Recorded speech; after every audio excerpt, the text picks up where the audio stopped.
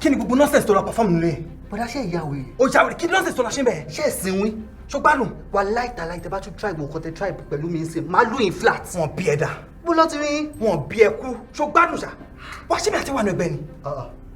Ṣé wọ́n ṣe ẹgbẹ́? Ẹ ti ń ṣe é.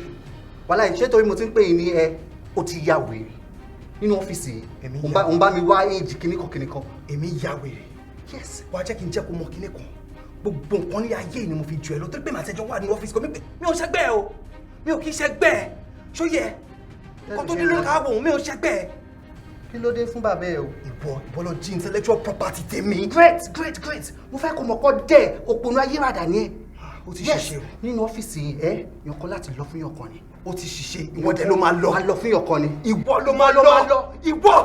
Now what's the noise all about? Shut up.